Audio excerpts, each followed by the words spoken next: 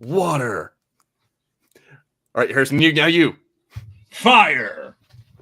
It's Earth, but Yeah, it's Earth next, Fire. but yeah. There's three of us, dickweed. And air. What's up, everybody? It is the Fulcrum Entertainment Podcast, and long ago there was no peace on this channel because we don't allow that here. But yeah, no. peace.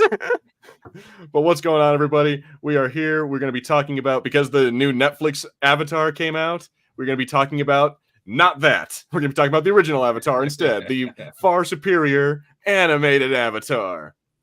But we're going to be talking about that one. So, what's up? I am Gilbert, and with me is... I am Harry. And then, of course, as always... Peaky.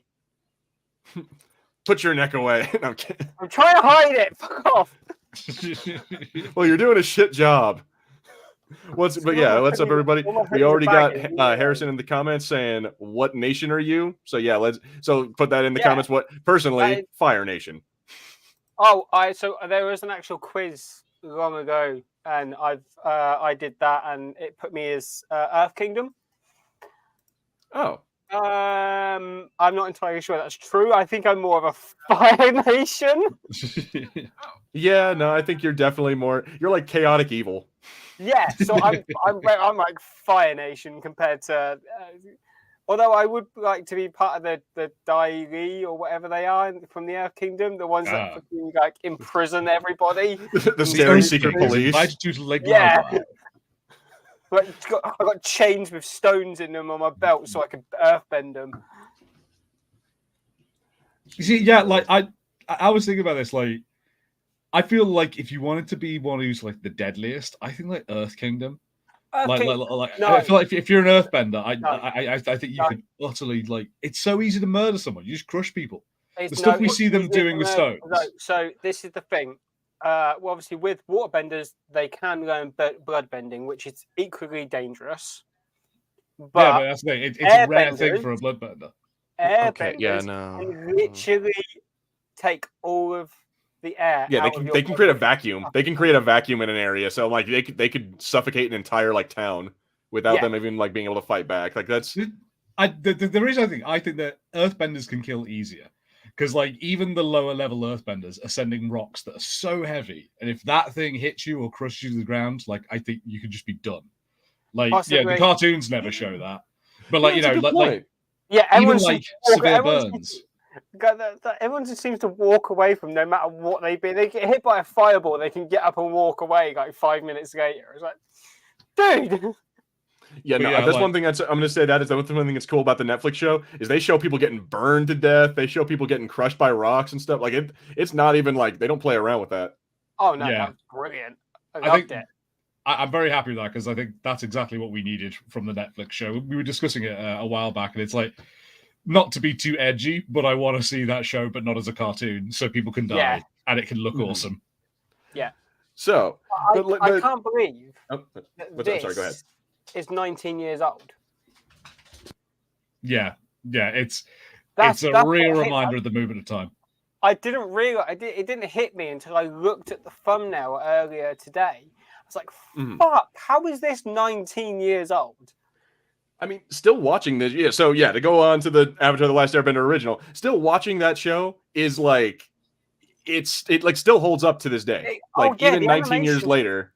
I'm not surprised the animation holds up because you know who was a lead on that. Who's that?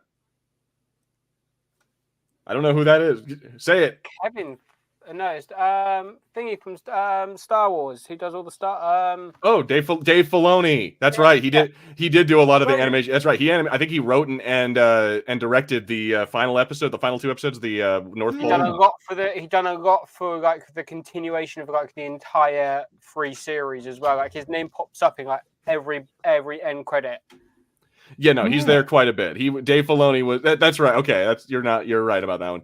Like some of the best episodes were written by Dave Filoni. Yeah.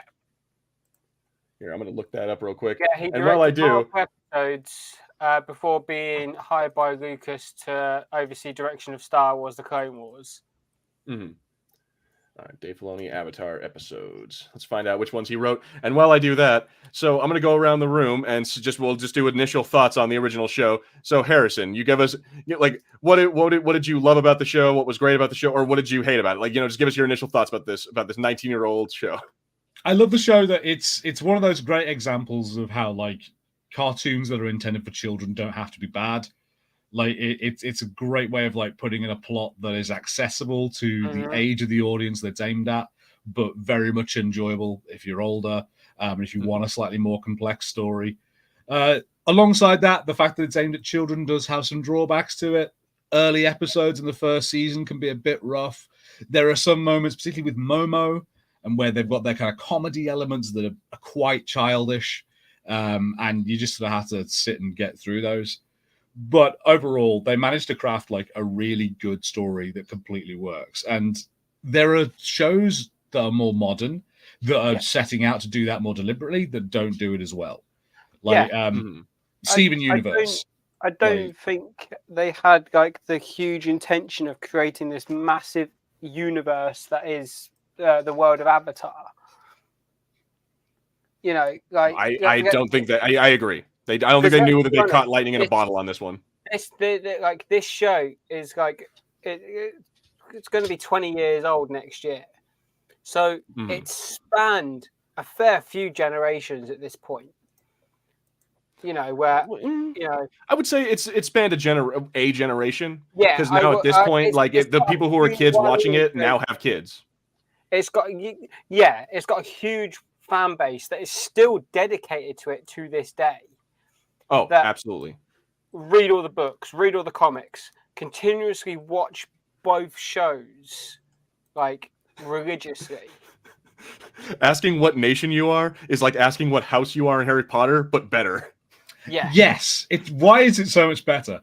I don't understand it. It's because it's not everyone does it. And I'm such a hipster, but like not everyone asks you what Fire Nation or what nation you're in, but you get some people do like, what house are you in? And I'm like, none, man. Like, back off. I'm not that into Harry Potter. I think you also have a problem being, named Harry all your life. Yeah. People giving you per pound of shit for it. Yeah. That didn't help.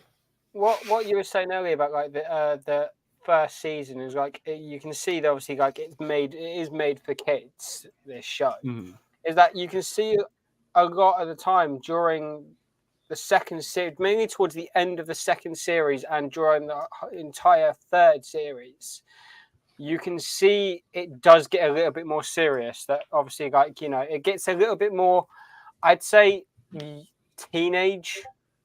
Well, all right, so I'm going to say this. I'm going to say that it definitely is like a child's show. Like but it plays with the ideas. It kind of gives you like child's understanding of the ideas of love, of sacrifice, of like what war is like, because like we said, like they show them fighting constantly, but no one really ever dies by getting hit by a rock or a fireball, because it's a child's understanding of what fighting and what war is. It's just, it's two people beating each other up. And then they also kind of give you some like slightly religious, like, because they talk about the chakras and stuff like that. They give you kind of like a basic introduction to Buddhism or to like Hinduism, and you've got the whole spirit world side of it, which exactly it's definitely for children. I'm sorry, go ahead. The spirit world kind of touches a little bit in Avatar, but it's more heavily focused in Korra. But with that little addition of the spirit world, like you said, you've got kind of like a bit of a religious aspect, because people worship these spirits. They're afraid of these spirits, so it does kind of give you that huge. So it deals. So what I was getting at is it deals with all of these aspects, but just kind of mixes in like, and then there's also, by the way, there's badger moles and there's magic and people can bend water and shit. And then by the time we get to book 3, then it gets a little more adult, because then it's really starting to get to the meat and potatoes of like, how is Aang gonna beat the Fire Lord without killing him? Yeah. Like, which really cool ending. But if you want more of adult Avatar, you really need to go to Korra, because that's where it starts getting way more adult themed. Korra is more heavily adult, especially with some of the storylines they do in Korra, where especially like when she has her bending taken away from her and she's in a wheelchair for a good few episodes. Like that series is about her dealing with her trauma of when Henry Rollins stole her bending. Yeah, no. So, like, not to go on to a tangent about Korra, but yeah, that whole first season of Korra is totally like an allegory for like sexual assault. If you think about it, But like that whole first season is a weird season of TV. Like, there are bits of it that I'm really not a fan of, but like the last Airbender, it really picks up. Like after a while, it's like, okay, here's some stupid stuff. You know, like it's a sports anime for a minute, like just to sort of interest boys, I think, basically. And then they're like, screw that, man. We're going into a whole different thing. And guess what? At the end, we go switcheroo for you. Yeah, I do agree. It took me a long time to get into Korra compared to what it did with The Last Airbender, because obviously I kind of grew up with The Last Airbender. I grew up playing the games. So, you know, going from that to then obviously a couple of years later, I didn't start watching Korra till maybe 2-3 years ago is when I first watched Korra. And it took me, there's 4 seasons of Korra? Yeah. It took me about a year to get through all 4 series, which is a long time for me to get through 4 seasons, especially when they're like 20 episodes each. That's a long time for me to try and watch it. But I would watch like 2 or 3 episodes, and I couldn't find myself to watch any more for like a while. Like, I had to take breaks in between. I think it was because the storylines they used were so heavily focused, and so they were quite heavily minded as well. Mm-hmm. Yeah, like they spend a lot of time on the kind of the relationship between Korra and what's the Firebenders lad? Mako. The two brothers. Sorry, yeah, Mako and what's his name, and Bolin. Yeah, Bolin's the Earthbender and Mako. The relationship between Korra and Mako, like, I feel is a hard bit to get through that show. And something where Last Airbender, I think the fact that it is aimed a bit younger kind of works better because you don't spend much time on like their interpersonal relationships to that degree. You have bits of it, but it's much more like we'll get it fixed in an episode. Quite fairly early on that Aang does have feelings for Katara, but Katara doesn't quite. She sees him more as like a little brother type thing, and like that does get touched on in the series as well.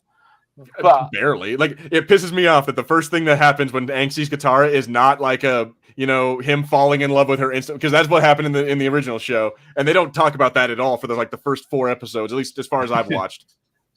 Like, him being in love with Katara is like a back burner thing, if anything. So, but we'll talk about that either next week or the week out. I don't know. We'll talk about the Netflix series at some point. But yeah, so this is a great way to segue into this. Is I wanted to bring up what are the best episodes for you guys, or what are the best arcs? Like, what do you guys in all 3 books of the original series? What do you think? And I'll start with Peaky on this one. What do you think is one of the best arcs of the series? I love the whole little storyline of Appa being kidnapped after they go into the library. And then they're obviously like that whole time they're in Ba Sing Se is they're trying to find Appa. And that whole I think the whole Ba Sing Se thing, like the whole like the corruption, the hypnotism that's obviously in place during all those Julies, and the whole there is no war in Ba Sing Se type thing. I think that's probably like that's a really good arc that they utilized there, because I think that kind of highlights capitalism and corruption a lot. Very 1984. I think one of my all-time favorite episodes, and I think Gilbert might agree with me on this. It's the Secret Tunnel episode. Oh God! The whole Secret Tunnel. I'm sock at that. Watching that episode is like I'm sock. I'm just like that entire fucking time. I fucking love that song. Yeah, no, it's ridiculous. I think I haven't seen that episode yet, but I hear that in the Netflix one they have that, and it's in the Netflix. Yeah, it's in the Netflix episode. Harrison, how about you? What are your favorite arcs from that series? I am a big fan of when the end of the first season they get to the Northern Water Tribe. Like that whole run. I like the Water Tribe a lot. I think they're pretty cool. So yeah, that whole section's pretty decent. I think like to be fair, it's probably not some of the best story moments of the show. I think they come after in the later series when you had more investment in it. But I think it's a fantastic end to that first season, and it's a really good taste of the proper drama that's going to come later on. Yeah. Mm-hmm. Like, yeah, no, you're absolutely right. Like Princess Yue dying and becoming like the moon, Aang like completely wrecking the Fire Nation as like as a koi fish spirit. Like, yeah. What's his name? Admiral Zhao, like getting completely wiped out. Like, yeah, he got swallowed by the spirits, and then later on you see him in Korra in a later episode, just wandering around the spirit world. Korra in the spirit world, trapped in the endless fog. And like, oh, it's that guy. It's pretty great. Yeah, no. So I think my favorite is got to be Wang Chitong's library. Just that, like, they're going to the library is one of the coolest things. And using that actor, let's see, was it Hector? He's in a bunch of chick flicks that I forget. Let me see what his name is. Hector Elizondo. Oh, I quite like I think another episode is the one where they first kind of like dip into the spirit world with the big panda spirit. Oh yeah. Shit. Hang on, Avatar. I always forget. The spirit names confuse me. I'm not gonna lie. I can always forget them. High Bay or Hey Bay? That's it. High Bay. High Bay. Yeah, no, but that thing like that is a panda when it's cool, and then when it's angry, it turns into like some kind of freaking Cloverfield monster. Yeah. Yeah. I think that's in the Netflix series as well. That is as well. Yes. Yeah. It's in. So yeah, like apparently that's in there. The what's it called? The Face Eater, or I guess that's supposed to be in there. Or well, actually, I was going to mention season 1 or 2. Yeah. I thought he was season 2. He might be season 2. I think that was just something that someone teased. The Face Eater spirit that took one of the Avatar's previous incarnations' lover's face. Yeah, Ko the Face Stealer. I love Ko the Face Stealer. I love that it's pretty terrifying. Yeah, and they drop it in there and then like won't refer to it again until a different fucking show. They're just like, nah. That's just there. We're not explaining that. We're not telling you anything about it. The whole like chakra episode where Aang is with that Buddhist monk at the air temple. And he's like trying to hone into his chakras to be able to control the Avatar. Dude. Easier. And then obviously, like, you don't see that fully play out until way into season 3, when he gets hit against a rock, and he can go back into the Avatar state. Yeah, no, that's right. Because Azula hits him with lightning and blocks his chakra, but then when he gets hit with it again during his fight with Ozai, then he's able to unlock it. Yeah, because like he blocks like the last stage of the chakra to go and rescue Katara. And then as he's in the Avatar state, going into the Avatar state, Azula hits him with the lightning bolt and then blocks it off permanently until Ozai opens it up again, like by force. Yeah, but and there's the whole thing that he's scared of dying in the Avatar state, because if he does that, then the Avatar will never come back. Yeah, then the Avatar is dead forever. Which is like that's like something that they really don't touch on ever again. They just kind of like, oh yeah, no, that's a thing. I mean, they did touch it on a little bit in Korra, I believe, because obviously Korra gets her bending taken away completely, and that kind of stops the line right there for her. Well, when she loses that, she can't connect with her past lives. But yeah, they did have the plan to kill her in the Avatar state to prevent the Avatar. Like that was part of their whole deal.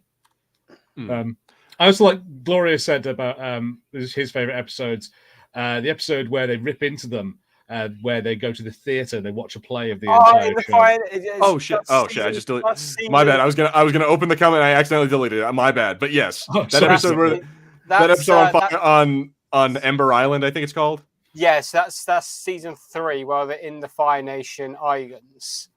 Yeah, like. Aang's being played by a girl, and like it's like, Toph is a big buff. Is like John Cena. Yeah, but she loves it. See, all right. So I saw a funny idea that actually with that, like people were when before the Netflix series came out, people were joking about like what they should do for other series. So like when season 3 comes around, they should get the actual voice actors from the show to play the people on stage, being like the Ember Island players. Sick. How fucking awesome would that be? Imagine Dante Basco back playing Zuko. Like, oh, that'd be great. Hey, what's up, Baz? How's it going? Hey, Baz. I always forget that Dante Basco, who played Rufio, is Zuko. In Korra, he played Zuko's son. He's like, I think grandson, but yeah. Yeah, his son or grandson. I know that it's one of the two, but it's like, yeah, but he's like looks exactly like Zuko and has the same voice. Yeah, but like because Zuko's still alive, he's still Fire Lord. I think at that point. Yeah, he's still Fire Lord Zuko. Yeah. Mm-hmm. Spoilers. So what I was gonna say is what I think my favorite arc of that is, and it's not really so much of an arc as it is a character arc. Is it's Iroh. Like everything that involves General Iroh is like the greatest. Like his Tales of Bossing Say, like Appa's Lost Days, like the Tales of Bossing Say episodes where they did kind of like an anthology where what everyone was doing. Like that was the saddest episode where he he helps out the little kids who broke a window. He helps out this guy who's trying to mug him, and then he goes and like honors his son, and it's like, oh, dude, it's like so depressing. Like, leaves from the vine, falling so slow. Little soldier that was boy. Actually, like, if you watch it right to the end and see the credits, it's also a dedication episode to the original voice actor of Iroh. Yeah, it says like in memory of Mako or whatever, and that's also why the character later on got named Mako in Korra. Yeah, and he's also the Samurai Jack enemy Aku. Oh, so I think like. A lot of like the character development from season to season, especially with Team Avatar, like you see Sokka like as this guy who doesn't really give a shit. He just wants to go back and protect the village back in the southern, in the Southern Water Tribe. Like he doesn't give a shit about this destiny stuff. And then it's not until the Siege of the North at the end of series 1 is when he kind of actually like shit. This guy is kind of a big deal. I think that's when it finally hits him that Aang really is the key to defeating the Fire Nation. Absolutely, yeah. Also, just Sokka's. So I keep on bringing up the Netflix one, but the one thing I also noticed about Sokka's character in that versus this is that so people said that we're going to get rid of his some of his more sexist parts, and I'm like, you know what, that was part of his character development as well. Realizing that, women can do shit as well. Like, their sister is not just a chick. When they go to Kyoshi Island where they meet the Kyoshi warriors. Yeah, he gets his ass handed to him and then instantly is like, you know what? You're so much better than me. Train me, please. I'm like, that is a major part of his character. Yeah. Like the same thing with like him having to come into his. I hope that this gets translated later on, but him getting coming into his own as a non-bender. Rather than just being is it season 3 he gets his sword? Yes. Yeah, because he's trained by Fire Nation sword. That whole thing of him training with that master swordsman, so he can be competent in battle without bending, and so he can actually help win this war. Mm-hmm. Yeah, so it's really cool. Also, it's really sad that he loses that sword in the final battle. No, space sword. Like that was also really cool as well. They used a meteorite to make a fucking sword. I love the whole different bending aspects as well, because obviously the only two different types of bending you see in this is metal bending, and you see sand bending as well. And you see the blood bending, but you don't see any of the other benders utilize anything else until Korra, where earthbenders can move lava. Yeah, they can lava bend, or they can. I mean, lightning bending was a thing that they showed, but that was something in Korra. They made it seem like every asshole could do it now. You also have that one swamp waterbender who can bend plants. Oh, well, spending the water in plant, which that was also really cool. I hope we see the swamp benders at some point. That'd be kind of awesome. The swamp benders in live action. I want to play Louisiana. I want to play the real skinny dumb one. Well, you got the skinny and the dumb part. I'm kidding. But yeah, no, it's really it's such a good show. There's so much about it that is just so great. Yeah. I don't know, just from the different cultures they show, because it's not really real ones, but it's based off of real ones. So we have we just talked about the swamp benders are I guess rednecks, Louisiana. Yeah, I don't know. I They're like Americans. I think swamp people are rednecks. Let's be honest, because they're dumb. They're ridiculous looking. Their pet is a gator. Like, oh, that's Pip. He don't eat people food. Like, you don't eat people food. It's like, ain't going here when I make a squeal like a pig, and neither. Yeah, we were talking about this backstage before we went live. It's like what the water tribe are Inuits, basically. Earth Kingdom, yeah, except for the swamp benders. Yeah. Swamp people. The Earth Kingdom more or less represents China and the Chinese culture, because of the idealism based on that nation. Firebenders are the Japanese, straight up. You can see, especially in the ways they fight, is more or less. So I can see the comparison for the Japanese and the Fire Nation, and the Air Temple are Tibetan monks, to be honest, because of the way that it's more their lifestyle. Like, they don't eat meat. They're all like more or less vegetarians. They're very spiritual. So, like, I'd also say that one of the largest places that they echo like real life cultures in their architecture. So, sort of the Fire Nation has a lot of the sort of very traditional Japanese style roofs, the sort of circular coins with the square holes in them for like the Earth Nation, and the Air Temple has very Tibetan Buddhist sort of architecture in its temples. Yeah, more than that. So there's one thing that was kind of like messed up for me, and it's not messed up in like oh, that's weird, that's true. It was just kind of like that's strange. But so it's that apparently the ancient firebenders are like Aztecs. Remember, like the fire worship or the sun worshippers, the sun warriors. The sun warriors, yes. Which I'm all for. I'm just like, it was kind of like okay. Well, I think it's ancient temple with the dragons. I think whilst like we can see that there are influences from like real life cultures, I think they make a point of they are not the same thing. Yeah. So I think that's where you can get that. Like, part of it seems to be basically just representing cultures that aren't very well represented in like media at the time. Like, you didn't have many stuff that was based on like kind of Asian kind of culture. Like Super Duper Sumos doesn't cut it. No, fair enough. I do see what you're saying. Like, just making anime and calling it culture doesn't count as it. Like, this is actually trying to represent that in a way that that is also its own thing. Yeah, like I'd say this show does a better. Do you remember? No, what was it called? Shaolin something. Shaolin. Shaolin Showdown. Shaolin Showdown. Yeah. Like that was so vague in like its sort of cultural things. So like, and one of them's a cowboy. Yeah, that Texan. Yeah, one's from Rio de Janeiro, Brazil. One's from Japan. And the other one's obviously Chinese.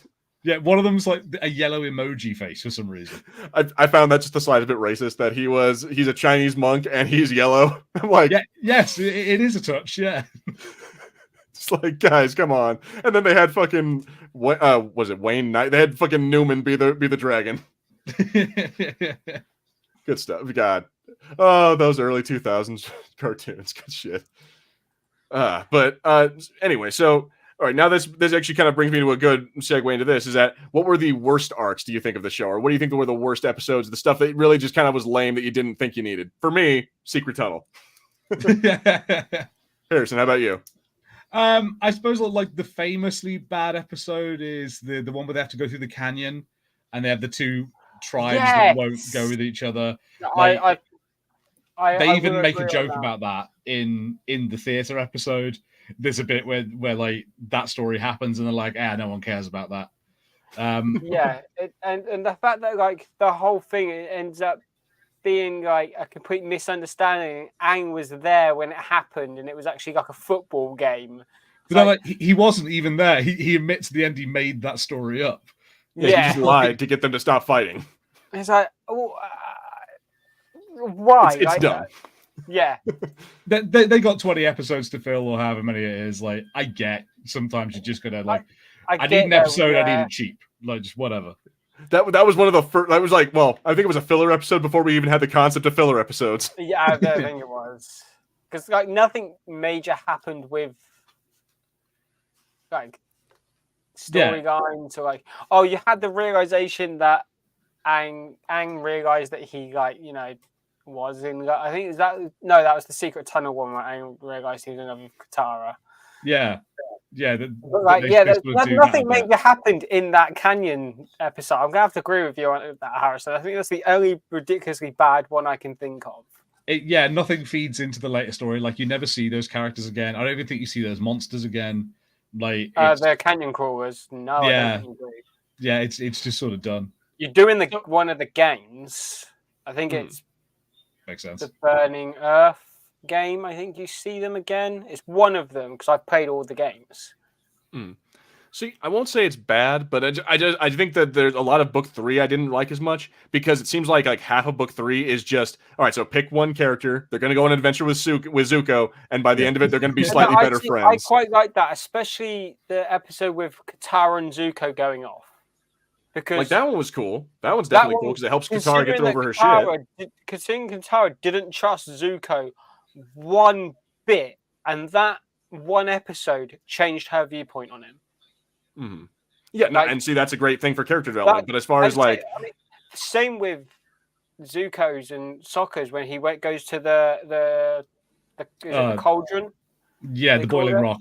That's it, the boiling rock prison, where they go there and their whole battle between Zuko and Suga and May and Suki. I'm not saying that they were bad episodes. I'm not saying I didn't like them. I found it kind of all right, well, who are we going on an adventure with this week? I think one of the ones that I didn't like was from series 3. It's that whole beach episode with the Ember Island episode. Where was the point in that? Because 2 episodes later, Zuko offs and leaves them. Well, I sort of like it because it is a bit more like the sort of things you see in Korra later on, where it's much more about how they all feel. And it's Zuko has a tantrum at his sister and talks about how he's got everything back, but he still isn't happy. So I can see how it leads up to him leaving. But you got Azula sat there just saying, "I'm loving life. I've got nothing to moan about." Although I do like that line. It was my own mother thought I was a monster. She was right, of course, but it still hurts. I'm I love Azula. She's just the right kind of crazy. I think also one of the best things from series 3 is the whole part where Azula completely goes mental. She starts seeing her mother in the reflection of the mirror, and she goes batshit crazy. Yeah, she goes a little bit Green Goblin. She does a bit. It's the bit where her hair falls out from the pin, and she's just laughing as she runs. I'm like, okay. Yeah, no, she goes a little nutty, but it's also because she's. Yeah, I think it's also because I don't even know what the hell that one was a little weird for me. Is she just kind of all the whole episode or the whole series, she's just completely cool with the fact that she's nuts or the fact that she's a psychopath, and then by the very end, it's she seems to be having this midlife crisis. I think it's to the point of more or less everything's getting taken away from her at that point. That's literally towards the end of the war. To be fair, they're battling on the blimps, aren't they? So she starts going mental when she's getting ready for her coronation. You see her she freaks out at that woman who doesn't take the stones out of the cherries and stuff, and she banishes all the Dai Li. I think because at that point she's about to be made Fire Lord. They're about to win the war, as far as I think. I think it's that the point of that is to show that even succeeding in the Fire Nation is bad for you. Azula's done everything that the Fire Lord wanted. The Fire Lord thinks she's great, but doesn't matter. She's still because she's had to be such a psychopath. And she's had to put up with this pressure of she knows her dad might banish her or kill her if she doesn't murder other people. Yeah, it breaks her, I think. I think that was a kind of interesting thing to show. And one of the things I love about the show is the way that they deal with their villains without having to kill them. Yeah, they still have to fight. They still have to do stuff with they change them or control them or imprison them. But they're we're not just going to murder everybody. They don't do it like Steven Universe, where Steven Universe just sings a song and then the baddie says, "Oh, okay, I'll stop being bad." The Jet thing you brought up earlier. When we first meet Jet, he's trying to do the right thing, but he's going the wrong way about it. He was. We're freedom fighters. I'm like, dude, you guys are Taliban.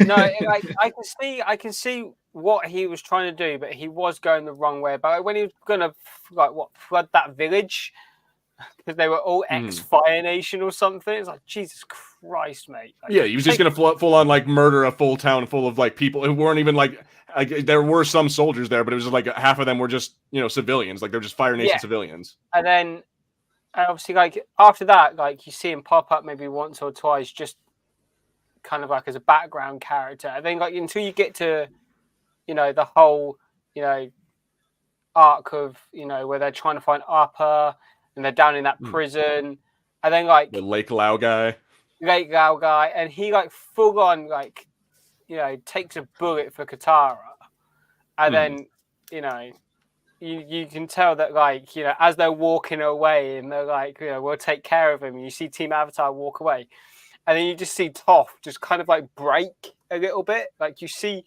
Toph more as like you see her a little bit humanized at that point, because she has a real tough exterior, and at that point you kind of see her break because she can sense that he's dead. Yeah. See, that was one thing I liked about that episode as well, is that earlier in that episode, she talks about how, he's not lying. When people lie, there's a, physical reaction. Like she talks about how she can actually sense that because she can hear his heartbeat. Yeah. And then jokes about Katara about like, what, is that your boyfriend? No, I can tell you're lying. And so, yeah, that part when he's like, go Katara, I'll be okay. And they walk away knowing full well that Jet's going to die. That's kind of a cool thing. She can full on hear his heart shutting down. Yeah. Like that's gonna be messed up for Toph being, how like 10 years old I think she's supposed to be. Yeah, she's roughly the same age as what Aang is supposed to be, even though Aang's she's maybe 12. Yeah, like she's a small child, so I'm like, that's gotta be a fucked up thing to hear someone like to actually hear the breath like end in someone's chest. I do like also the episode of Toph and Iroh. Oh yeah, yeah. When she meets her, Iroh is the best goddamn. Iroh is just an amazing character, and his arc as well is like he's kind of just like he's more as like at the start he's an advisor to Zuko and a trainer. Like he's trying to train Zuko in more firebending techniques, and he's also like a bit of an advisor and guide. And then like once you see him and Zuko break off, he becomes his own character, and that whole thing when he's imprisoned. Yeah, and then like you got everyone just giving him his shit, and he just scrounging the food off of the floor and stuff like that. But then you just see him absolutely buff as hell, like a couple of episodes later, and just like, yeah, no, that's really cool. See, like I mentioned it before earlier in this episode, is that his entire arc, like his entire character arc, is great, and just like what the stuff they tell about him, because they say like he tried to attack Ba Sing Se before, and that's what ended up losing his son. He held the siege of Ba Sing Se for 600 days. Exactly, like he was considered the Dragon of the West. He was one of the greatest Fire Lord or Fire Nation generals of all time. I think he was Fire Lord, wasn't he? Well, he was next in line, but he gave that up to his younger brother. He was meant to be Fire Lord, but he didn't want it, so he abolished it, and it went to Ozai. Yeah. No. So yeah, but like, and the only reason he did that is because he lost his son during the siege of Ba Sing Se, and it broke him. Which I've got a theory. Did Zuko's mother kill his son? Because there's an episode where you see some flashbacks. It's a bit vague as to what happens. And my theory is that Ozai was gonna kill his father and possibly his brother, and then like his mother leaves in the middle. Zuko's mother leaves in the middle of the night, and I think it's tied to that somehow. And I think she might have like done some Game of Thrones shit to make sure that Ozai became Fire Lord, so that he didn't like kill Zuko. So there is a book that focuses on the whole thing of Zuko trying to find his mother because he knows she's alive. Yeah, and explains why she left and what she did. But I know what you're talking about, Peaky, but I'm like, I don't know. That's a cool theory, though. I would like that. It's like, turns out some intrigue. But yeah, nah, dude. Like, that is an interesting theory. Like, but with Iroh's in general, like, the fact that he talks about how he killed the last dragon, and it, like, reveals that he didn't kill it. He just, like, got the same weird, I don't know, mind trip LSD thing that he got with that Zuko got with the dragons. Yeah. Like everything about Iroh is so freaking fascinating, and like the fact that he's been to the spirit world, he's down with like the spirits.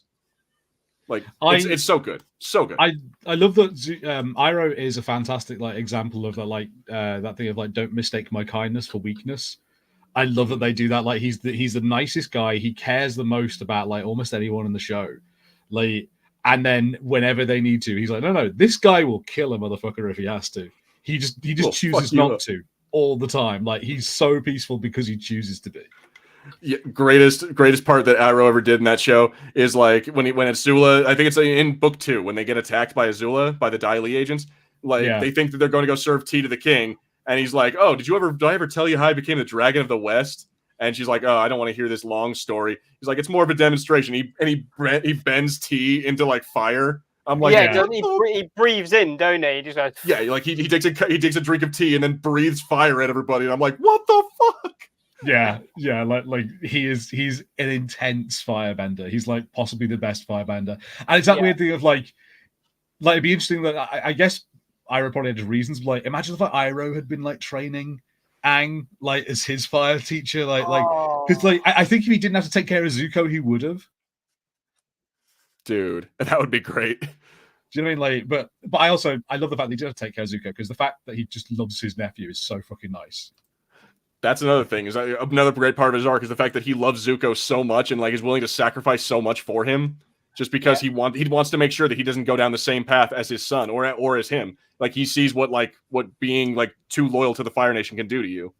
Yeah. That when he's in jail and the conversation he has with Zuko, where he just like shouts at him at the end of it, of like, was it like you need to stop doing what everyone else thinks you should do, and do what you actually want to do. And he just goes mad at him, and like you can really see like he loves you so much, dude, but you keep fucking up. Isn't that conversation which kind of like breaks Zuko's like ability to firebend? Because he does go for that little mini arc where he can't firebend as well as what he used to be able to. He can only like make small amounts of fire. And it's that I'm not sure whether it's after that conversation. It's when because he joins up with Aang, and then he can't firebend, and that's where they have to go to find the dragons. It's like an episode after that. Like he can still firebend up until then, and it ends up when he joins the group. I think it's the episode after that he can't firebend. There's also a bit during when they're in the Ba Sing Se with the tea shop, but he ended up coming down with that massive fever, and he's like a bed bound. Yeah. There is that moment. It's his like moral compass, like it's his body fighting against itself of what he should do. And I think that's also a great way to interpret like the spirit stuff that's in the show, because he's got this moral compass, but he's also got this path of he wants to make his father proud, but he knows what he's doing isn't right, and it's just those two sides like battling inside him that kind of just shuts him down for a while. Yeah, no, I do like that later on where it reveals that his grandfather is actually Avatar Roku. Which is such a cool fucking like thing. There's like, oh yeah, no, these two are mortal enemies who become best friends because they're actually related to each other, and how they actually how they put that together with the parallel of Avatar Roku and Fire Lord Sozin, like them two being best friends who like were turned into enemies. Like that whole dichotomy is really cool. The whole thing is like you see that when you see that backstory of Sozin and Roku, that was an amazing episode because you saw that it was Sozin that went mad. Like Sozin went mad, a bit like what Azula did. he went very He did a little bit. He did a little bit. Like he wanted to conquer the rest of the world and make the Fire Nation like the whole world. And it's like that's exactly what Azula wanted to do. That's exactly the path Azula was trying to, go along. She was trying to do that in the name of her father, Ozai. So it's like that's completely wild. Of like the similarities of back then when the 100-Year War started, then to like the present day with, Azula, with Zuko, and with Aang. It's like. They're like distant cousins, like really, because Avatar is more or less related to Zuko and Azula because he's next in line as the Avatar. Yeah, So, but like it has a lot of really good stuff. Like there are a couple of like we've talked about already. There are a couple of like a few not very many filler episodes, like stuff that you can probably do without, honestly, if you want to just like skip that episode because it doesn't do much for you. But the vast majority of these episodes are just so good, and anything that involves Iroh, anything that involves like something about like anything that involves Zuko is probably a pretty good episode. Like what's it called? The blue water spirit or whatever. When he puts the blue mask on and he goes in there with swords and saves Aang. Yeah, the blue spirit. Blue spirit. Like that's some really cool stuff as well. I really do enjoy that, and that was like one of those ones. It's like, what the fuck? Yeah, when you find because you don't know it's Zuko until like the mask comes off. It's like, yeah, and it's like that makes no sense. Which is also cool later because that comes in later when they're in Ba Sing Se. The fact that he can fight with swords as well as his firebending helps out when he fights against Jet. Or when later on when he ends up during the comet when he tells his dad basically "fuck you, I'm gonna go help the Avatar," or during the eclipse, not the comet. Yeah, it's during the eclipse. Which is also a great episode, couple parts of like episodes as well, like the entire invasion. Yeah. In some ways, it's a little sad, I suppose, that Aang doesn't quite get those same stories. He doesn't get bad stories at all, but like the ones I think that hit the hardest are the ones of some characters on the side, like Zuko and Iroh. And I think that's because we know the path that he has. We know the path Aang has. It's set in stone from like the first episode that he's the Avatar. He's the one who is meant to put end to this 100-year war, and all the other characters, you don't really know what their destinies truly are.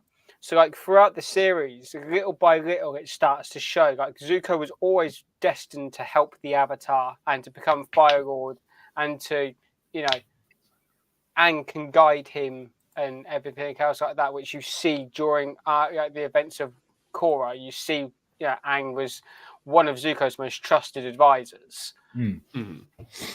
And, like, as well with Sokka, like, you see his standpoint of he just wants to stay at home, protect the village and everything else. Then you see him go from this kind of like idealist, sexist type of a guy to someone who will put others before himself, whereas at first he didn't really do that.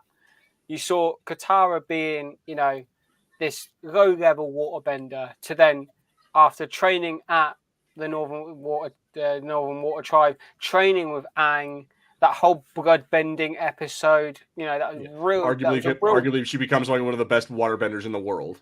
Yeah. And then you see Toph as well. You see Toph started out as more or less a spoiled brat because she was born into royalty, more or less.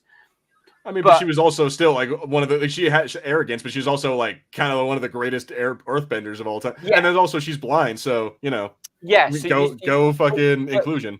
You see her arc, transform as well because, like I said, you see her as like a spoiled brat when she's at home with her parents. You see her this great earthbending warrior when she's, when she sneaks out to that fighting tournament.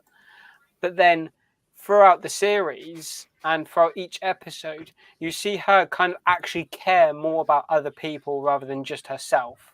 Because she was very, I don't care about anyone, I care about myself. But then, like, when she has that episode with Katara where they're trying, they're pulling heists to get money. Yeah. And you see her and Katara locked up, and you can see them two clashing constantly during that episode. And it's that final bit of that episode, they actually become kind of like sisters. Like that episode really bonds them. Toph was an only child. She didn't have that sibling kind of feel. But I think after that episode, she was more kind of, this isn't just kind of like my friends. These are my family at that point. So Peaky, I don't want to cut you off, but I'm gonna.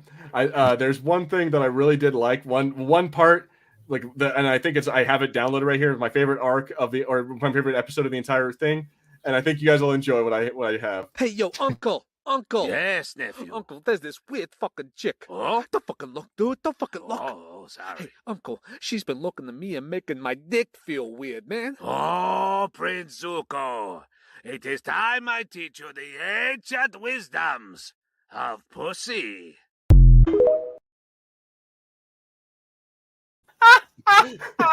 I just saw you post that on the fucking Discords. So I'm like, yeah, I'm putting that out there. Yeah, no, that was great. That was good stuff. Oh my god.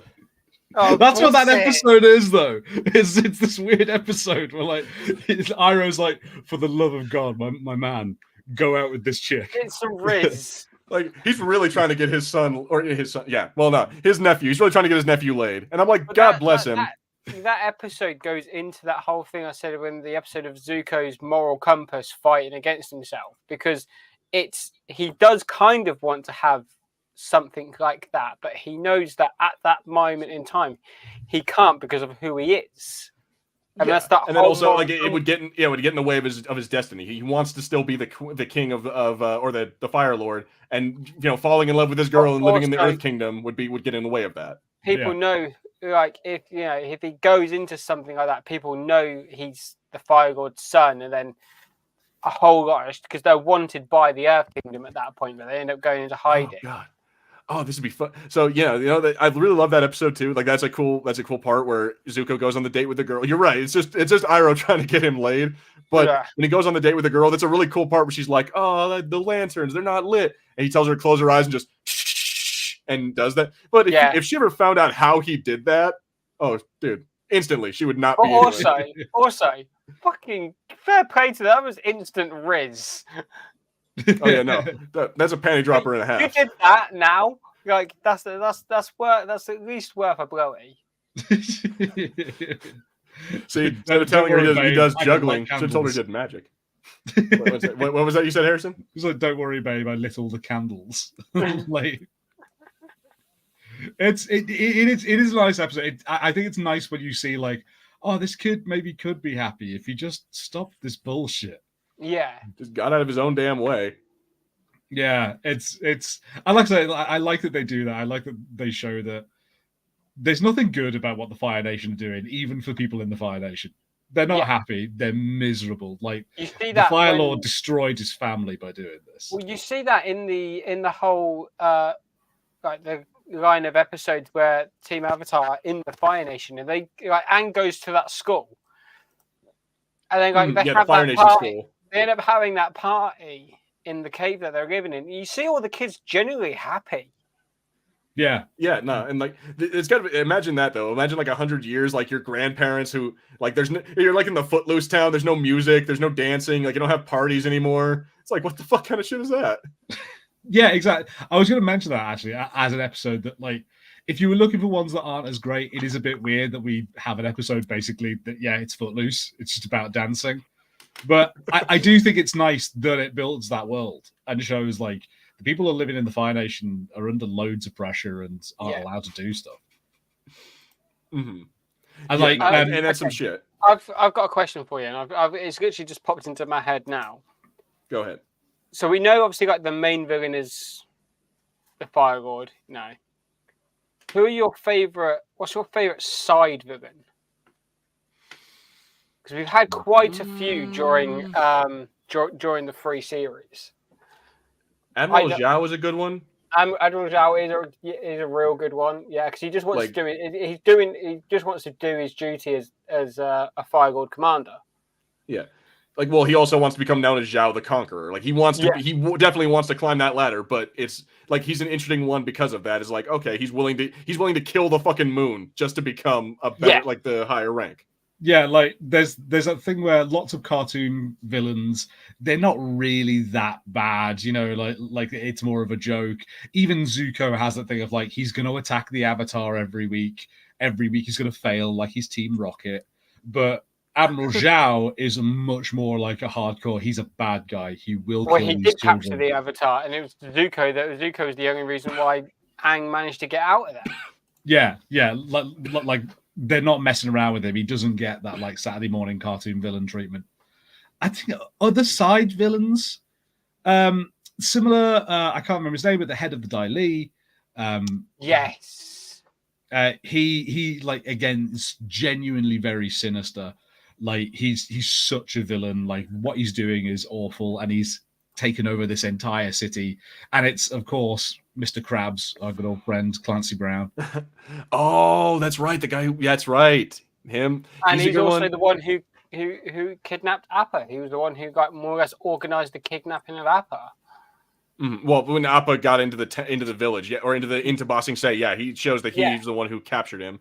Yeah. But so, I'm surprised this hasn't been brought up yet. It's been almost a damn near hour, and none of us have said anything about June, the chick who rides the fucking the mole. Oh yeah, she's pretty. She's not really necessarily a villain, is she? She's more like a mercenary. She's an anti-hero, or more of an antagonist, because she helps out Zuko for a minute. Yeah, she's like a villain for an episode. Yeah, like that episode when she first shows up. She's tracking the gang with Katara's necklace. So she's maybe not be a proper villain, but I would say she's definitely like a Boba Fett type, where she's supposed to be kind of like a bad guy in some situations. That's what I say. She's more or less just a mercenary. She does whatever she can for money. Mm. I mean, June's great. I'm not going to turn down like the main goth girl of the show. Very, very, very amazing character. Is it the person that Sweatwood mentioned? Is Kaboom Man? Oh, Sparky Boom Man. Sparky Boom Man. I love how when he says that to Zuko, Sparky Boom. Well, that's not his name, but that's the name I've given him. But yeah, what were we gonna say, Harrison? Oh, well, just because Sweatword mentioned Azula, and it is weird that we haven't brought up Azula as one of our favorite side villains. She is amazing as a side villain, and she's almost more the main villain for a while. She is like series 2 is more or less the main villain. Yeah, she's pretty hardcore. Obviously we have the Fire Lord, but we don't see him do much. But we are constantly seeing Azula, and she is immediately presented as like way more dangerous than Zuko, and genuinely is. She can lightning bend, whereas Zuko can't. And her fire is blue. Like that's one thing I'm looking forward to in the show is seeing Azula. But all right, so double-edged sword. Azula is there, and she's actually pretty good. Like the actress they got for her in the Netflix one, good actress. But she doesn't need to be there in book 1. She wasn't introduced until the end of book 1, when it's like, oh shit, now there's like your brother has failed me. Go after him, then we see Azula and her two friends. She's introduced at the end of Siege of the North when Zuko obviously is more or less missing. In the Netflix series, she's introduced in episode 3, which I'm like, eh. I can see why they might not do it in the Netflix one, because that is very like Power Rangers sort of like storytelling of like, your brother has failed me. Now I release my new monster. I guess. Yeah. So I can see maybe set up of like, hey, here's this character. We're not just going to introduce her out of nowhere. Like, she's here. But I suppose it is a little bit like, we all know Azula's cool. It sometimes feels hard to talk about Azula because, like, of course she's Azula. I have just seen Sweatwood's comment. She's Vicky. As well. She's the voice. I forget the voice actress, but yeah, she's Vicky. What, from Fairly Odd Parents? Yes, she's the same voice actress as Vicky from Fairly Odd Parents. But... Also, I saw Sweatwood's Cabbage Man. My cabbages! I love how, of all the things. So yeah, again, in the Netflix one, the cabbage guy, the cabbage merchant is the actual voice actor. They cast him as the cabbage merchant. Fucking fair play to them for getting the actual voice actor for the cabbage guy to play the cabbage guy in live action. Like, I think that's fair enough. I mean, if you're gonna get someone, you might as well. My cabbage. But let's see. But I want to say, if not Azula, then probably going to be her two again. It's going to be Ty Lee. Ty Lee and May. Yeah, dude. Gothic, like the super like gothic kind of like Wednesday Addams chick who can throw knives, and then the contortionist girl. I'm like, dude, say less. These naughties cartoons were were the unlocking point to my goth girl kink. I didn't mention it before, but that was the real reason for the Ember Island episode, right? I feel like someone knew of like, look, there's a bunch of like young lads who are just getting into junior high and they've been watching Avatar. We're going to give them a pretty girls at the beach episode, and they can have fun. Horny 12-year-olds watching this show. Let's let them like simp. Yeah, like, and particularly with like they do there's a weird thing with Ty Lee where it's like, oh, hey, there's a super pretty girl who's really oblivious over here. Like that whole episode where like guys are coming onto her and she's like, oh, what? I don't get it. Yeah. And she's making men like stand in the sun for her. Dude, Like, come on, see, you know what she's doing. I banged the ever living hell out of that girl. I also like, to be honest, I like her arc in the show as well, because she starts off as like real dedicated to Azula, and then she breaks off from Azula and ends up at the end of the very end of the show in season 3. She ends up becoming a Kyoshi warrior. Yeah, that was pretty cool. Well, I like that they kind of show really early on that she's very scared of Azula. Because they introduce her, she's doing her circus act with her family, and they mentioned that she's got like 8 sisters or something. She's like got she's got 8 sisters, and they all look like her. Like they all look the same. They're all identical. So, like, her going off and joining the circus, that was kind of like she done that to find her own identity because she didn't really have one in her family. And then you see Zuko burn down the circus. Yeah, and like she only says yes when she goes like, oh, do you want to come with me? And Tylee's like, no, I'm good, I'll stay here. And she's like, oh, cool, I'll come see your show tonight. No, don't do that. I'll come with you. Don't come and see the show. Yeah, no, I think she does see the show, but then she makes it worse. Like she's like, oh, hey, make her do this. Now make her do this on like a unicycle, and then have her like making it more and more dangerous. And then she like sets fire to something, don't she? You know, then more or less like, the whole thing just engulfs in flames. Like, Zuko, I like that. You got like Ty Lee scared of Zuko. Then you got May. She does not care about Zuko. Yeah, May is kind of like this is an ultimate like bad girl sort of thing of like her dad's kind of high up in like everything, but she just doesn't care, and she's basically doing this to kind of rebel. Like she's like, I hate the world, so I'm gonna like knife people. She's been a bit of a rebel, but I feel like she's also there as you see it a little bit when you got the 3 of them together. She's more of like the comfort, like more or less like the blocker between Azula and Ty Lee. Like a lot of the time, you do see like Azula getting mad at Ty Lee, and you see like May stepping in a lot of the time. So like, I feel like she's more there. I feel like she's a lot there to protect Ty Lee more than anything as well. And she has that really important note in the Boiling Rock episodes where she helps Zuko escape. Yeah, like it's like her uncle is the warden and everything. Yeah, and she kind of like turns on everyone. I think because doesn't Ty Lee sort of turn as well? Because Ty Lee's like, we've got to get. Yeah, that's it. Azula's about to like mess up May, and then Ty Lee takes away her bending temporarily with her. Yeah, she does de-blocking. Yeah. Okay, so I'm sorry. Go ahead, Harrison. I was going to talk about that comment as well. With M. Night Shyamalan, did you just sign the contract to make the live action version of this just with a paycheck? Because Martin Campbell did the same thing. Quite possibly, there was I heard a thing recently. M. Night Shyamalan doesn't have anything to do with the live action, does he? No, the live action movie. Oh yes. Yeah, he directed. But go ahead, Last Airbender. I heard some interesting stuff about that recently. So apparently, M. Night Shyamalan, his initial script for that movie was 7 hours long. So like I don't quite know what was going on there, but like I have other things. Essentially, the problem was that M. Night Shyamalan did not know how to make that movie at all. Like he wasn't a blockbuster guy. He made okay movies, but like his good movies are really small. They're just like people hanging out, and even Signs, like it's a cornfield and a dude in a green screen suit or whatever, and like very small cast. Dude, The Happening. Great movie. Films, Oscar-worthy stuff. His films are very low casting. Like, doesn't have a huge cast list for his films. He's not a blockbuster dude. Like, and I don't think he's necessarily a big like adventure dude either. Like again, his great movies, like Split, is a fantastic movie, but it's kind of like in a basement the entire movie. It's much more like a couple of people and their issues. More cerebral. Yeah. So low kind of, I would say low production, but low.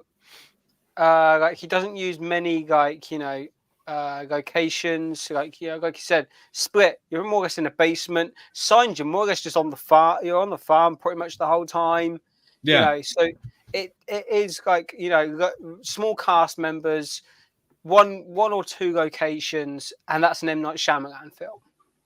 Yeah, yeah, so like I think it was kind of crazy that he got hooked for that movie, and I imagine for him, he was probably like, "Yeah, what a great opportunity! I'll make this great," because it was supposed to be the first of a trilogy as well. Yeah, like I'm going to make a big blockbuster trilogy. They were originally going to do a film. They were trying to set up, like Earth or whatever. And it's like, no, don't do another one of these. But like they skipped a lot of major storylines in that film. On the planet. There was no amount of weed and alcohol on this planet that can make that movie good. For that film to be book one, that was they skipped so much in that one film. I know, like it's a film; they have to like cut down what they use and utilize certain things, but a lot of they missed a lot of major plot points for that film. And they had the whole issue that the original creators just said, no, we're not going to be involved in this. They tried to be involved for a bit. The studio wasn't letting them do things the way they wanted to do. They originally wanted to make it themselves, like not have Shyamalan do it. And we're just like, no, we're not going to do this. So there are a lot of issues that are stacked up against that movie. That's what I like about the series, is that they've actually worked with Nickelodeon. They've worked with the original executive producers for the original guys walked off of this one because they thought that this one was not their vision. But yes, at least in this particular case, they were trying to work with the guys and with Nickelodeon. Yeah, the creation of this show is what led, or not this show, of the Netflix one is what led to the Avatar Studios being created. Yeah, because we've got a couple of films coming out in that, and we've got a new Avatar series. Yeah, we got the next Earthbender series is going to be coming out. I think there's going to be a continuation of, like I said before, of Avatar: The Last Airbender with them in their 20s and 30s. They're doing and there's one movie that's coming out as well. Avatar? Yep. Yeah, three films of Team Avatar and other adventures. So I want to bring this comment up real quick. Brightburn says, but Avatar: The Last Airbender, the Nickelodeon series, it was and its follow-up series, Legend of Korra, are sort of like TOS and the Next Generation for Star Trek in terms of quality. Are we going to say that? Are you trying to tell me? Because I personally am of the mindset that Next Generation is better than the original. Yeah. Are you going to tell me that Korra is better than the original Avatar? Because son, you are wrong on that one. Yeah, honestly, in my opinion, The Last Avatar beats Korra. Yeah, I think I'd have to agree. Korra is not bad. It's got some flaws, though. I think, like I said, I think the first series for me is a bit of a slog. I don't care so much about the bending sport that they do, and again, how much of it is just like, oh, Bolin likes her now, whatever is Mako likes her. Oh, but now her and Mako are kind of like having a falling out, and I'm like, I don't care. Although I do love Bolin. To be fair, he's my favorite character in that whole show. I do want that little ferret as a pet. Pabu. Fire ferret is actually a real thing. It's just called a red panda. I also do really like the polar bear dog. Oh, not Appa, Naga. Naga, yeah, I like Naga. I like the fact that it's a waterbender. I think Korra as a character, like the idea is cool, but I don't think the show works as well as I want it to. But they do some cool ideas. Sorry, yeah. Like you're saying, we've got Korra, the first series being a bit of a slog. The amount of times I've rewatched Last Airbender, probably up there in maybe the teens. I've probably watched it X amount of times. Whereas Korra, I've watched through the entirety of Korra twice. I think I've watched through the entirety of Korra. I've watched the entirety of the first season like 2 or 3 times, and then each of the following seasons like once. But yeah, no, Avatar: The Last Airbender, the original series, I've watched. Oh my god, I've probably watched that first episode like at least 8 or 9 times. Of the few episodes I've seen of the live action, I was like, damn, I remember that animated episode. I remember that animated episode. I remember that one. I'm like, it's kind of like because like I said, they blend in some of the small, minuscule, episode that don't really matter to the storyline into the main episode. I think that's quite good. Okay. I'll take this assessment a little more. The Avatar Airbender versus Legend of Korra is to Batman animated series to Batman Beyond. Like, yes, Batman Beyond is okay. Batman Like, Beyond or- is yeah. good, but But the not as good as animated the Asmodee series stuff. is top tier. Yeah. Yeah, absolutely agreed. With, Especially now that Batman the Animated Series and Justice League the Animated Series is on Netflix. Oh, with the sort of differences between the Last Airbender and The Legend of Korra, I do think that one of the things that really makes The Last Airbender fantastic is it creates a great world that people really enjoy. And I think, like, so like The Legend of Korra has the good thing of it just gives you more of that world. And it's like, okay, we've advanced it up a little bit. There's a bit more technology, but you get to see more of people living in that world, which is one of the things I love about this is, like, it's fun to think about. What if you were like an earthbender? Like, I remember the only time I ever made a post on Tumblr that people liked was when I posted about like how I saw the first like episode where they go to see King Boomy, and I was like, being an airbender an earthbender looks like it kind of sucks because they don't seem to have doors. They just like earth bend holes into walls. And I was like, imagine that on like a Friday night when everyone's coming home steaming drunk and they like get the wrong address and they're just opening up holes in your walls. That's a good. Oh shit! I didn't even think about that's that. actually a real good. That's actually But also, could you imagine being like a waterbender absolutely hammered at your face? Oh, no, so here's my thought. So what if you're like not an earthbender, but your child is? Like, the gene just passes on to your child. So like, you have to have a door in your house because it's like, well, how am I going to get out? But your kid, being a little dickhead, takes the door off the hinges and just goes and closes the wall. Just like any of these things. Yeah, hits that rebel stage of being in the teens where he just takes the door away. It's like, fuck, Like, come stuck and in if the you're not house. an earthbender yourself, what are you going to do? Yeah, no, like the number of like bender things have been an issue. How many like airbender babies or like toddlers have just fucked off into the clouds somewhere? Like, shit, I've just like flown away. Oh god. So, yeah, no, that's a good thing. It's like that's a good point. Is that like, well, same thing for like a fussing firebender. What happens when your kid is just burning down the house because they're so pissed off? Yeah, because like they show Korra. Obviously, Korra's the avatar, but like they show her, she's a toddler and she's shooting fire and like doing earthbending and stuff like immediately. And their house is made of snow. Yeah, I'm the avatar. Yeah, no, it's gonna suck. Could you imagine like being told your child's the avatar as well? Well, I like the idea that like we know. Like, give me the shotgun. I'm putting the child down. Whoa, maybe not that. Yeah, not Putting the child that, for right. adoption, maybe, but I don't know about that part. Jeez. Gloria Sweatbird, yes. Right now. Sweatbird, yes. Korra is kind of like the baby from The Incredibles. Like that's a very tiny bit of the show, but they introduce it right at the top of the show. They're like, these guys turn up. The very first episode. Yeah, they turn up to like a water tribe home and like, hey, so we think your kid might be the avatar, and they're like, yeah, no shit, son. Yeah, the second they walk in, the kid's already firebending and like earthbending and shit. Like, it's it's one of Aang's kids. Katara's there. I think is Zuko there as well? Zuko might be there. Might be. I don't know. And I think there's like an earthbender there as well. So you got one person from like each nation, and then you just see like, oh, we think Korra is the avatar. Yeah, no fucking shit. She just come through the walls spouting fire. Also, I wouldn't be that. My house insurance doesn't cover that. One thing I just want to try and find the name, but one thing that might help you, Sweatwords, like be interested in it is the cast, because they have J.K. Simmons is Tenzin.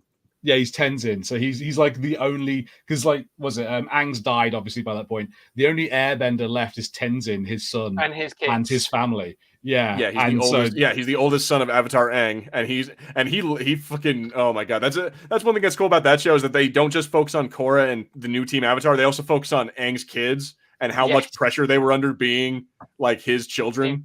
You've got Tenzin, you've got the waterbender, and you've got the one that's like an admiral in the navy. Yeah, it's Kaya and Boomy. Yeah, that's it, Boomy. Yeah. Like, that was one thing that was cool, too. Yeah, they named it. So, fun fact, this is me being a little like, well, let me just be a nerd here. So, yeah, his name is Tenzin. In the original series, the one who raised Aang was Gyatso. and at the time the Dalai Lama is named Tenzin Gyatso. So that was one thing that they decided to do with that. Yeah, Bumi obviously is from the King Bumi, and then I think Kaya was actually like Grand's actual name was Kaya. Yeah. Or either that or that was Katara's mother. No, I think it was Katara's mother, wasn't it? Yeah, okay, Katara's mom. Yeah, I think it might have been, yeah. Sweatword, does he want pictures of airbenders? Like, not quite, but he's so J.K. Simmons in it. Like, he's... Bring me pictures of Airbender! He's pretty cool. Like, he's very stuck in his ways in the show. Yeah, but they do again, like the Last Airbender. It does get better as it goes on. They do more stories with him. They have a whole arc. I don't know if this is a spoiler, but there's a whole arc of one series. But like, the world balances itself by just turning random people into airbenders. So they're going around trying to find all these new airbenders. After Korra goes into the spirit world, I think that's at the end of book 3, Spirit. Yes. Yeah. It's really cool, and it ties into like the main villain of that plot. But it's J.K. Simmons is like the U.S. Brian Blessed. Prove me wrong. The problem is I don't think Brian Blessed is as good as J.K. Simmons. I think J.K. Simmons is kind of better. And I've met Brian Blessed. J.K. Simmons beats him. Yeah, no, dude. J.K. Simmons is like he's a national treasure, man. He's the best. I don't get me wrong. I love Brian Blessed, but yeah, J.K. Simmons. You want to see the best J.K. Simmons has ever been? Watch Whiplash. That's probably one of the greatest films he's ever done. Because he is rough in that movie. He rips that dude a new asshole. Best film, Ghostbusters Afterlife. Oh, god damn it, Peaky. Shut up. He's barely in that movie. But yeah, so here we got this. So Sweatbird says your kid being the Avatar is like them being a Jedi, isn't it? Just decided that they're going to be taken away at some point by a magic cult. Noticing multiple parallels. Now, kind of, yeah. Like, it's messed up, but it's also kind of like, well, you know what? It's not our fault that your kid. It's not our fault that Avatar 1 messed around with a goddess and had to, take her into his. It's a whole thing that you learn about Korra. Are actually airbenders. Sorry. What if Jedis are actually airbenders? The Force, Yeah. I don't know. I've broken Gilbert, I think. I'm just like, huh. Well,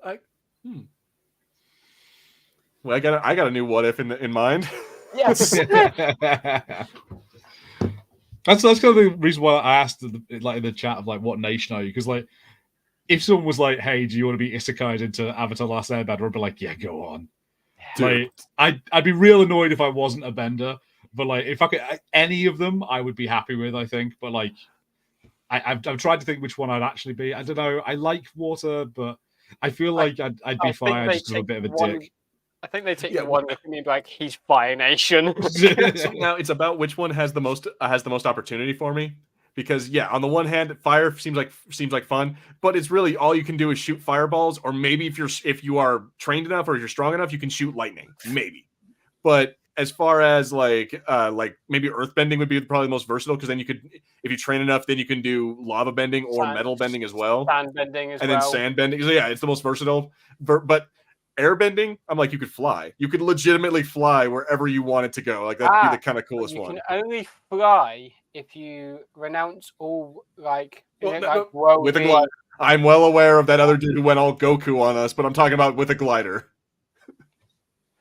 Yeah, because other ones do fly, like Tenzin fucking bald child that farts and he fucking shoots up in the air. That's not flying so much as like he's being propelled by air. Like that's not. I don't know if it's the same thing. Like the other guy, not Amon, the other bad guy in season 3. He ends up being able to full on just like fly and like levitate there, which other airbenders can't do. Actually, Glorious says, what if who would win, Palpatine or the Fire Lord? I don't know, because like I'd say Palpatine because Fire Lord Ozai can't lightning bend. Can he not? Palpatine can shoot lightning. Yeah. And also Palpatine could like move rocks and stuff and things with the Force. He could choke you as well. He can't bend, but he can still do some shit. Yeah, he could do other stuff. Maybe if it was Sozin's comment, like maybe, like because then he'd be more powerful. But hard to know. But it would be fun that it would be Mark Hamill in that fight. Oh, that's true. That is very true. Fucking Fire Lord versus the Joker. There's one episode where like they clearly need an extra voice. Like, oh, Mark, can you do just this voice? So he's like another like background character, and it's really off-putting. So I'm like, you can't do that. I know when I hear Mark Hamill, you can't just drop him in and act like he's not there. And act like he's not just fucking Mark Hamill, just using his damn voice. Okay. Yeah. Ozai can lightning bend. Okay, yeah. I would say lightning bending probably is a little bit harder because they talk about, Iroh talks about when you lightning bend, if you do it wrong, it can actually backfire and blow yourself up. Yes, and you see the whole like Zuko trying to learn how to lightning bend so he can redirect a lightning blast from Azula, or so to say, if his father ever did one, then he would be able to redirect. And you see him redirect it in the Eclipse. Yeah. I was thinking you do see him do that with his dad. Yeah, because because Ozai can't firebend, but he ends up he lightning bends towards Zuko instead. Well, I think lightning bending and firebending are still connected to the eclipse, but the eclipse ends. Yeah, like so he does that, and then but in the last moment he sees like fear in his father's eyes, so he decides not to. Like, even though he totally could have ended the war right then and there. He goes to fire it back at his dad, don't he? But he redirects it like away from him. Mm-hmm. And that's when you see like the Fire Nation flags catch fire.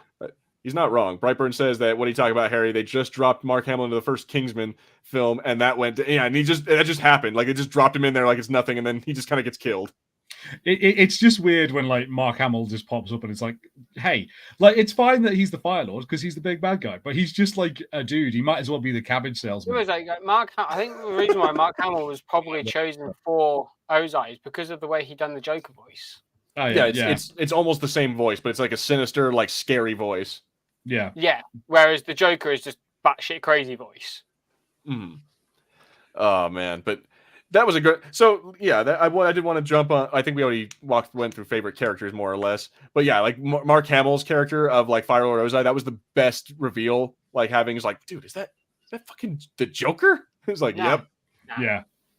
Also, so for you Star Wars fans out there, Raphael Sabarge in the library episode, he's the professor guy. He's the one who's like, oh, well, I want to go find the library. And he's like the guy who leads them to library. Raphael Sabarge is Cartho Nassi from Star Wars KOTOR. Ah, right. He ends up staying in the library, don't he? And then that transfers to Korra because you see his skeleton in the library. You find his skeleton later on, which is like, dude, fuck that. You died reading. There's a Star Trek connection. The professor who builds like flying machines and he builds the hot air balloon. The mechanist, Renee Genoa. Auberginois, I believe. Auberginois, yeah. Yes. Who is Odo in Star Trek DS9. I think Dante Basco playing Zuko is also quite a good one because obviously I know him from playing Rufio in Hook. Yes. Rufio. The chick who played Katara is she's in Scott Pilgrim versus the World. She's the kind of gothic like lesbian chick who was with Ramona. The blonde one. Oh, cool. Here, Katara voice actor. Let's see what her name is. Mae Whitman. That chick. Yeah. Any Arrested Development fans out there? She was Anne. Her? No. No. Nobody. No. Aang's voice actor is Zach Tyler Ensign. Zach Tyler Ensign. I forget who that is. I don't recognize him from anything else. To be honest, he hasn't really done much, but he was in the Ant Bully film, The Bat Guardians. He's mainly done kid stuff. Oh yeah. Yeah, he's done a couple other voice acting roles, but nothing really major. Like Aang was his biggest role. Like, but that's fine. Like, whatever your roles were, I'm not gonna sit there and judge y'all for. But yeah, it was just really good. Egg. See, this guy knows fucking milk toast. He knows what I'm talking about. Watch Arrested Development is I think what I'm getting at. Sokka was voiced by John Patrick D. Sienna. He was in. Oh, he's done quite. He's done like the Monkey Kid animated films. He's done JLA Adventures, Trapped in Time. Oh yeah, no, this dude's a way more prominent, at least a lot more prominent in kid stuff. He's been in a fair bit. A couple of Lego stuff. movies. Yeah, There's stuff. there's The an actor in Dragon it who is a big part of Star Wars. Now, IMDb, I don't know how much to believe this, but IMDb tells me that Bradley Baker, who is the voice of all the troopers in the Clone Wars, and he's the voice of all the Bad Batch. Yes. Now, IMDb claims that he is Appa and Momo and Boomy. He is in fact. and He Jet. is in fact. So there's an episode where, isn't it? When Oh, is it when Aang's like tripping or when he's like really tired, like, and they talk to him? Yes, and he does do those voices as well for when he's like losing sleep, but also he does do the noises for Appa. Any of those like chittering noises that Momo does, he does all of those. He's also Perry the Platypus. So like those like noises that he makes, like that's all him, just doing shit with his voice. He's also Naga in Legend of Korra, and what's his name, Pabu. He plays all the animals in Legend of Korra and Avatar: The Last Airbender. fucking brilliant. Also, apparently, he's Klaus in American Dad. If you guys have seen that. Oh, really? Oh, I can see that. Yeah, so I'm like, that's kind of cool, but it's like how Vin Diesel plays Groot. Easiest, dude, straight up, being Appa must be the easiest paycheck ever. You go in there and there's like 20 minutes of you just like. Do you remember the episode of I can't remember what episode it's in. I think it's the one where I think something like Appa and Momo just don samurai gear. Yeah, that's the episode where Aang is going nuts from losing sleep, and he sees them. Yeah. Like you got Momo as like a Ronin, and you got Appa with like two big katanas. And it's like, Jesus Christ! All right, guys, we're getting to the end here, so I think I'll start wrapping it up here, and I'll ask for the final thoughts on this show. Is like, do you think it still holds up? Would you recommend it to people? And starting with Harrison, what are your final thoughts? What do you want to say? I'd absolutely say it holds up. I came to watch it very late. Like I remember it being on, but it came on when I was getting a bit old. So like it's 2005, so I am like 14 at the time. So I'm not quite in its main core audience. So I didn't watch it for years until someone else I knew was like, "You need to see this show," and it has some bits that are difficult to get through because they are very children's cartoony. There's a particular piece of music that they play whenever Momo does something, and it's the most annoying piece of music ever. But if you can get past that, there's a fantastic like dancing monkey music. Yeah, it's like just weird horns, and it sounds awful. Yeah. Okay. Yeah. Yeah. I know what you're talking about. I hate bits like that, but once you get past it, the show is fantastic, and it's absolutely check it out if you haven't already. Agreed. Absolutely worth it. Much better than the Netflix one. Although the Netflix one is not bad, much better. Worth the watch. Go check it out. Peaky, what do you think? What do you want to say? This like still holds up to this day. Like I said, I've seen this probably like maybe to round it up, probably 14, 15 times since it first came out. Obviously, I love it that much that I've got wall tapestry of it. It's one of those great animated shows that still hold up to this day and still carry on as a franchise to this day, which not many noughties animated shows can do. And I think my advice is to anyone who hasn't seen it is watch every episode, because you might find bits in episodes that we mentioned that we didn't like. You might enjoy them. So my advice is don't skip out on any episodes if you haven't seen any of it. Watch every episode. Yeah, give them all one watch, and then after that, you can decide which ones you want to skip in the future. I think there's 60 episodes in total. There's like 20 episodes per season. Yeah, something like that. And watch X-Men 97 too. Yes, do that. I am going to be watching that. If you enjoy the series and you want to dive more into that world before you watch Korra, read the books. Yes, do that. A lot of the books help set up stuff for Korra. They also finish up storylines that were touched on slightly in this. and there are also a couple of books on previous avatars as well. So you're getting a bit more backstory onto them. Yeah, they've got one on Avatar Kyoshi. There's Kyoshi. There's also the previous Airbender avatar before Aang, who was a woman. Yeah, the girl one that told him to kill people. Yeah. Oh, dude, like we also didn't mention the lion turtle, but it's too late. The episode is over. So real quick, I'm going to say thank you guys all for being here. Thank you to Brightburn, to Glorious, Sweatward, to Milk Toaster Pastry. Let's see. I'm pretty sure there were other people. I don't know. Baz was in here for a minute. Yeah, Zach was here. Nerdy Zach. Yeah. And yeah, anyone else who didn't comment, make sure you comment next time. We'll give you a shout out. I want to say thank you, of course, to our buddy Peaky. Tell us about your channel. So you have remember this week.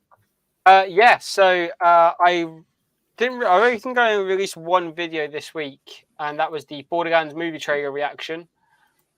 Dude. I'm like, to just give you a quick glimpse, I'm not entirely sold on the film just yet. But if you want to hear like all my full thoughts on it, check out the video.